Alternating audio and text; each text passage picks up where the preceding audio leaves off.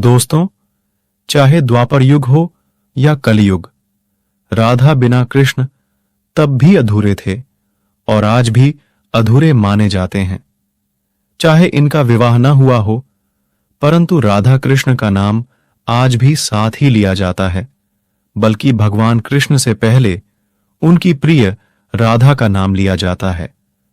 हमारे शास्त्रों में इन दोनों से संबंधित बहुत सी कथाएं मिलती हैं, जिसकी मदद से हम हमारे हिंदू धर्म के देवी देवताओं के बारे में बहुत कुछ जान पाते हैं। कहते हैं, समस्त धार्मिक ग्रंथ मुरलीधर कृष्ण कन्हैया की लीलाओं से भरे पड़े हैं। आज हम इन्हीं में वर्णित श्री कृष्ण की पौराणिक कथा के बारे में आपको बताने जा रहे हैं, जिससे जानकर शायद आपकी आश्चर्य की कोई सीमा नहीं रहेगी। ये पौराणिक कथा को वर्तमान समय के साथ बड़ी ही खूबसूरती से जोड़ जाती है। ज्यादातर यही पढ़ा और सुना जाता है कि भगवान कृष्ण की हजारों रानियां थीं, मगर उसमें राधा रानी का नाम शामिल नहीं था। इन्हें हमेशा से केवल इनकी प्रेमिका के रूप में देखा गया था। लेकिन कहीं कहीं कुछ मान्यताओं के अनुसार इस बात का उल्लेख मिलता है कि ब्रह्मा जी स्वयं दोनों का विवाह संपन्न करवाया था।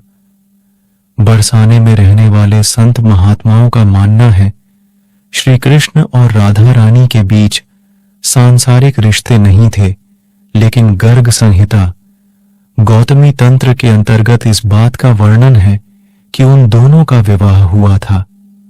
लेकिन बता दें, इसे प्रामाणिक रूप से कह पाना आज भी किसी के लिए संभव नहीं है। तो वहीं पुराणों की माने तो गोवर्धन पर्वत उठाने की घटना के कुछ समय बाद श्री कृष्ण और राधा रानी की सगाई संपन्न हुई थी। कहा जाता है सगाई में तोहफे के तौर पर मिले बेशकीमती मोतियों को श्री कृष्ण ने वहीं जमीन में बोया था, जिससे बाद से वहां कुछ ऐसे पेडिया चुग गए हैं जिनमें से मोती निकलते हैं। गर्ग संहिता के अनुसार राधा कृष्ण की सगाई के दौरान राधा रानी के पिता वृषभानु ने भगवान कृष्ण को तोहफे में बेशकीमती मोती दिए। इन मोतियों को तोहफे में पाकर वासुदेव बहुत परेशान हो गए। उन्हें यह डर सता रहा था कि इतने कीमती मोती वो संभालेंगे कैसे। अपने पिता की इस परेशानी को श्री कृष्ण भांप गए थे, जिसके बाद उन्होंने अपनी मां से झगड़ ढाकर वे मोती ले लिए और कुंड के पास जमीन में गाड़ डाच दिए।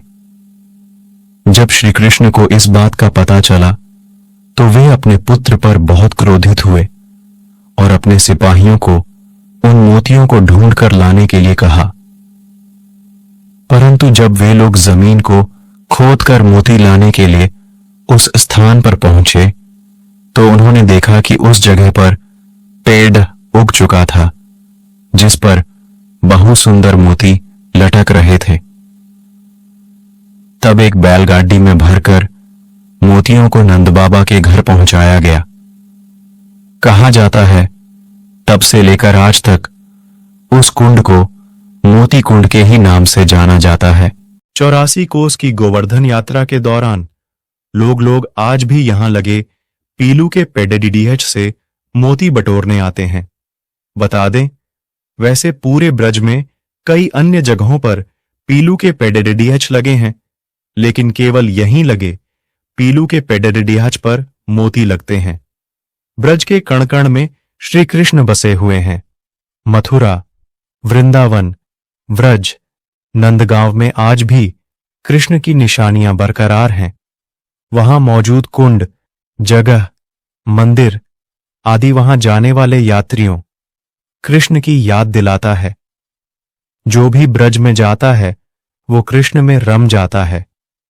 ब्रज की गली गली राधा कृष्ण की प्रेम लीला को बयान करती है।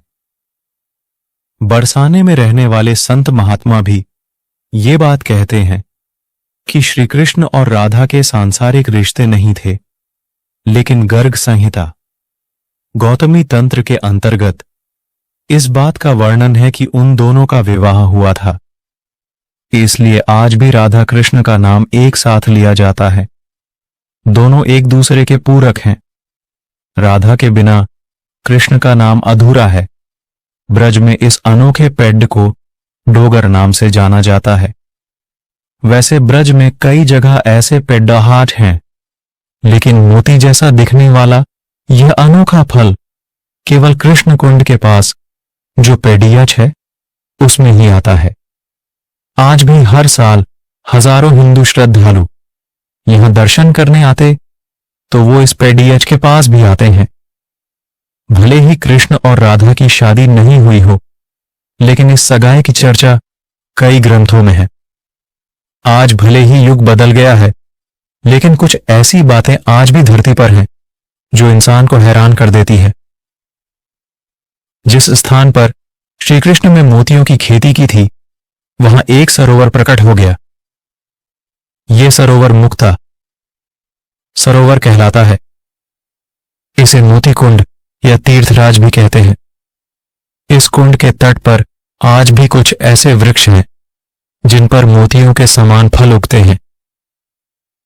असलियत में ये पीलू के वृक्षों की ही एक प्रजाति है। ये फल मोतियों के समान ही लगते हैं।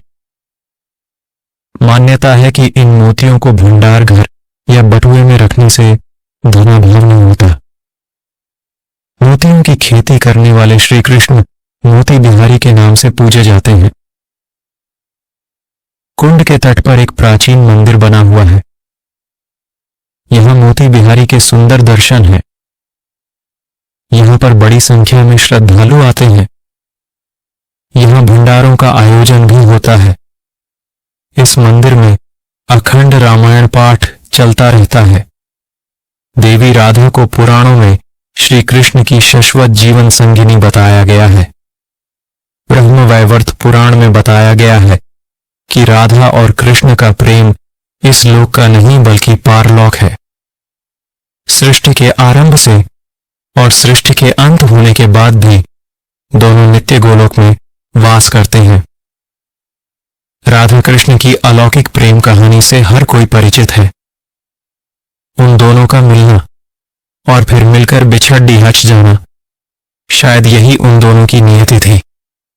पौराणिक कथाओं में कृष्ण को रासलीला करते दर्शाया गया है।